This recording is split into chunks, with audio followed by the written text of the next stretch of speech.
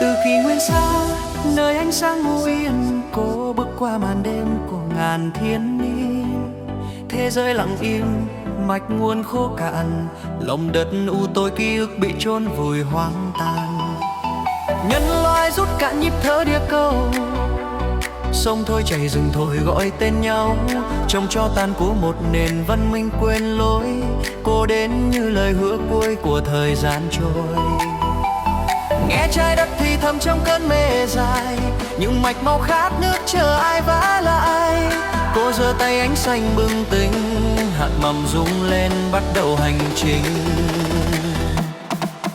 Cô là sứ giả vượt thời gian, mang mầm sống trở về trần gian. Gieo lại nhịp đập cho địa cầu, đánh thức đại dương rừng sâu đỉnh núi cao.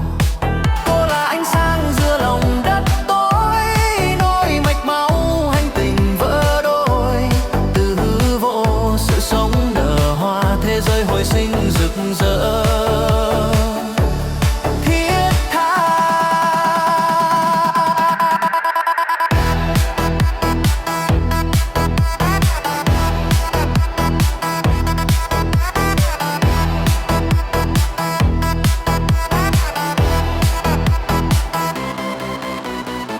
Dưới tầng sâu nơi bóng tối ngự chỉ, triệu năng ngủ quên linh hồn hoang dại. Cô thắp lửa trong đá lạnh câm, dòng năng lượng chảy như tim bắt đầu thầm. Cá lại bơi trong biển xanh trở lại, thú rừng nhảy mua giữa ban mai. Cánh chim vẽ trời bằng tiếng hát, mỗi nhịp thở là một phép màu tai sinh thật. Không phải để phán xét loài người, cô đến để chữa lành những gì đã rơi.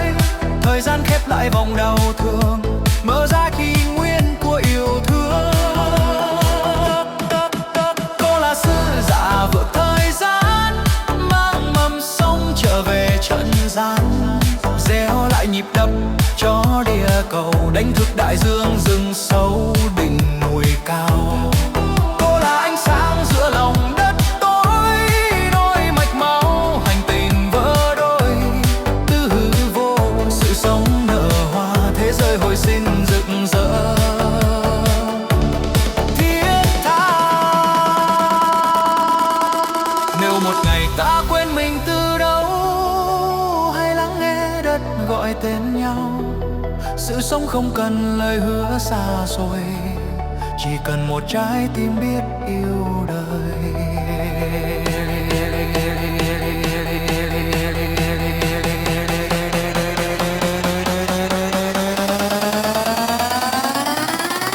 Cô là sứ giả vượt thời gian, cô là sứ giả vượt thời gian, viết lại tương lai từ hoang tàn. Máu địa cầu chạy trong màu xanh, muôn loại thức giấc đẹp như mơ lành. Không còn u tối, không còn chia lìa, địa cầu sống lại giữa ngân hà kia. Từ hôm nay nhân loại biết rằng sự sống là món quà phải giữ vẹn toàn. Cô quay về nơi bình minh mới, để lại trái đất xanh như lời thề. Dè dàn khép lại nhưng hy vọng còn đây, một mạch máu chung nối muốn lại mãi mãi.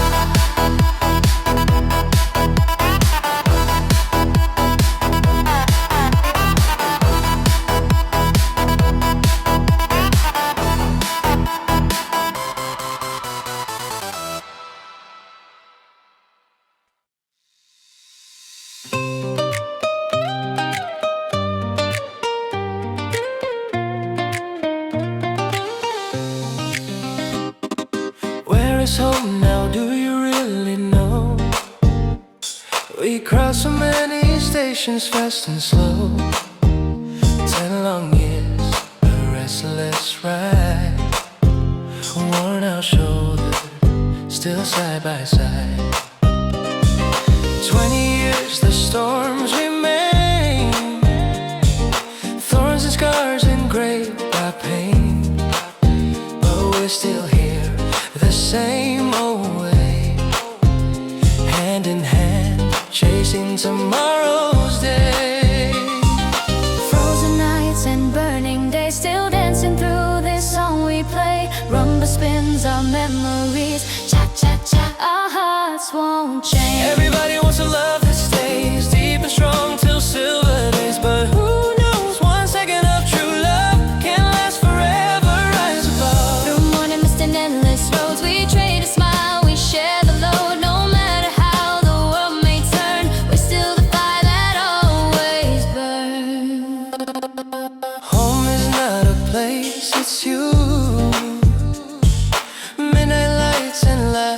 two.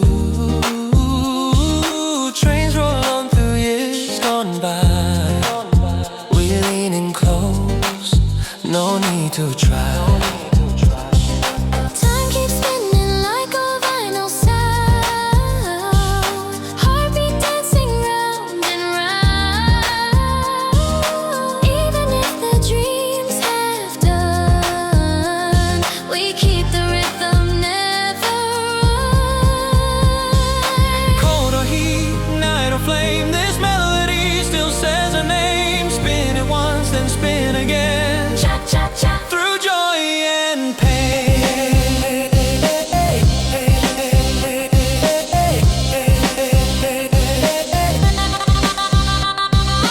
When our head turns white with time,